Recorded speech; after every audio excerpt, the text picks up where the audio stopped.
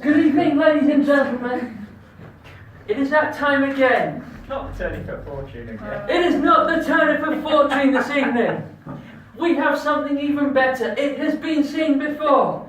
How many people in the audience have seen the programme on a Friday night on BBC Two, Only Connect? Yeah. Alex and Simon. It is the Only Connect board. Yeah. It is as good as Turnipper's fortune. You get not just one topic, you get 4 topics. It is based on Only Connect, which means that your topics are completely random, but there might be a connection. You have to connect maybe something. You don't have to connect it at all. But whatever you get, you do not know what you are going to be getting.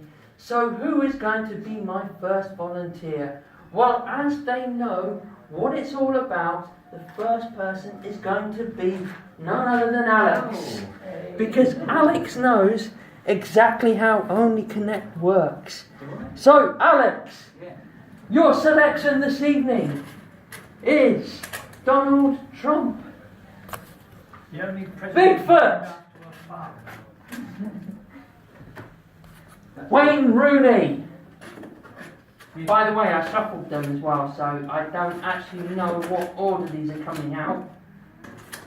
So we have Donald Trump, Bigfoot, Wayne Rooney, and we are going to go with, I think, this evening, I'm going to go for Dick Turpin. Alex, what do you make of the subject? Thank you.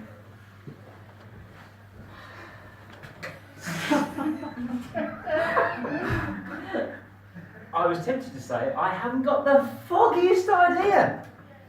Something that connects all these 4 items on here. We got Donald Trump, fake news.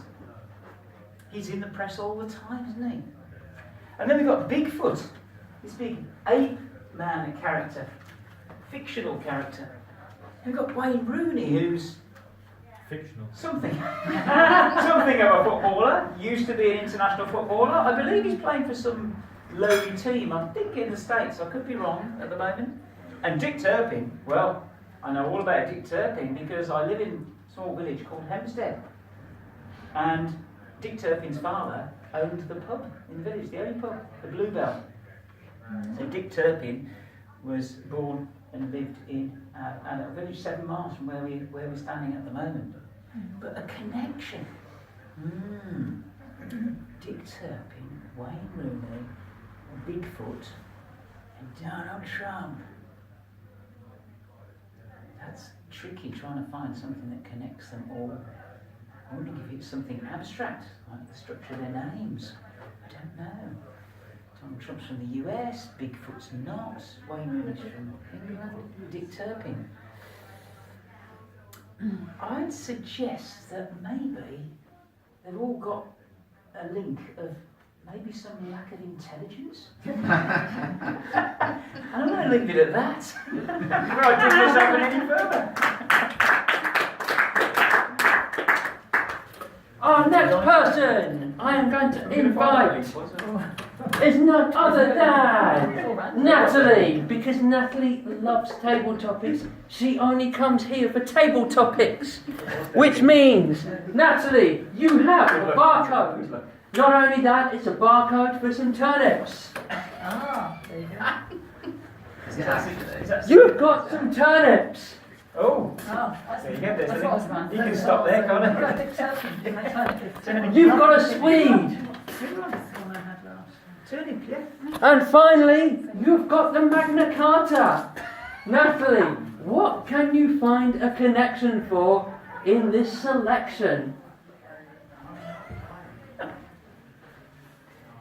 Now, none of you know this, but it's a secret that only a very, very few select special people know. That in the Magna Carta, there is a barcode for turnips and Swede. Where do you think the barcode comes from? You think it's just a new invention they made up? No. It It's been on the Magna Carta all these years. It was only recently that they realized what it was. It's a barcode for turnips and swede, because in those days they didn't really know the difference. Bless their little hearts. They didn't know that turnips and swede were two different vegetables. They just thought it was one. Makes a good stew. Goes in nicely. At one point they were considered evil vegetables because it comes out of the ground. So they just lumped it all together as bad for you, not good for you. But then they realized it's good for you. But that is where the barcode comes from. And the people who've worked this out said, you know what? If we've got a barcode for these two things, what will happen if we make a barcode for everything? Make life so much simpler. But it all started with Magna Carta, somewhere just about there. There's a barcode, a turnip, and a swede.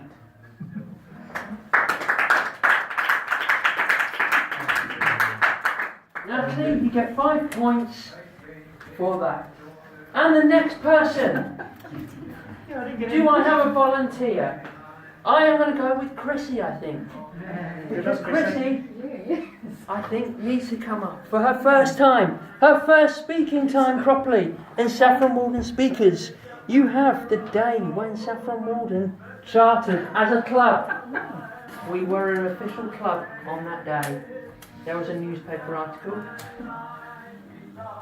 You get the Bill of Rights, which is an American equivalent to the Magna Carta. You get Ted Nugent, the American activist, politicalist. Not only that, but he could run for president one day. And you can have the monkey selfie. Anybody who knows about this will know that this is probably one of the best news articles that ever came out. Okay. Find the connection. Thank you, Charles. Okay, find the connection. This is going to be really easy. So, what a handsome and beautiful bunch of people here at the Saffron Walden Speakers Club, which was, am I allowed to ask when this was? How many years It was ago? an ask in Saffron Walden. Ask Italian, the restaurant in town. But when was this? Years ago? A year. Oh, so it's a new club. Okay, Yeah. right. Okay, so I can see that the connection probably between all of these, so our speakers club here, I'll come back to that later, Ted Nugent and that gorgeous monkey, I suspect, and the Bill of Rights were all at that original meeting. And I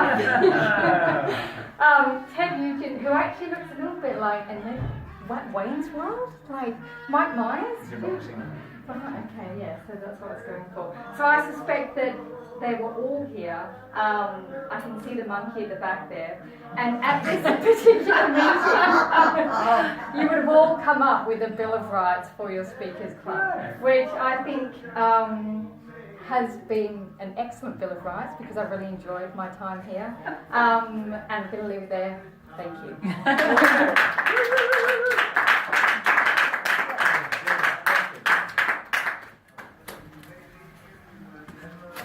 I think Mr. B sitting at the back, because he hasn't got a role this evening as such. So How Mr. did you B, spot me? What gave me away? I thought I was camouflage. well, the man above your head was very much Was he looking a pointing bit at like me? He does, that bloke who hovers above my Yeah, head. he always was points at me. indeed.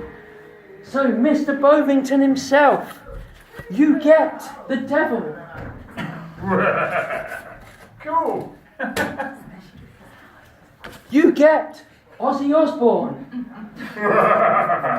Definitely a connection already. You get Prince. Friends. And finally, you get Prince Charles. Find the connection, Mr. Bovington. Well, obviously they're all from the same family, as you can tell. They're all devils incarnate. So the devil started off many years ago, and he was the first ever devil on earth, and he decided to do his worst. He had a maniacal laugh that I've just alluded to, and carried his spear, and went round creating mayhem. And then then along came Ozzy Osbourne, and the devil was a bit upset about that because Ozzy was much better at creating mayhem and turning everything upside down and the maniacal laugh than the devil himself ever was. So they had a bit of an argument one night, and they couldn't agree on which of them was the better and the most evil devil that there was. And what's his name again? Purple Rain. I've forgotten his name now. Prince. Prince was called in to moderate between the two of them, and he sat down with them, and they talked about it together, and they tried to work out what was the definition of evil. What is evil? We're not quite sure what it is. And then they decided that actually Prince Charles presided over an evil dynasty called the Royal Family. They couldn't support the royal family because obviously they're the devils, and there has to be someone that they look at that opposes them. Prince Charles has a great remedy for devils. He's got a plant garden that he looks after all the time. He grows lots of very interesting knotweedy type plants and spends most of his time mashing up the patient because he's quite afraid of these other three taking his throne from him in the future, because he's not entirely sure that he's going to take over from his mum. And so he's made a devil's pact with these three that they will support him when he becomes king. So what I want you to remember at the coronation is that some of those people wearing tunics and carrying poles, they're not actually soldiers at all. They are the devil's supporters, making sure that we have a devilish king in charge of us. And a great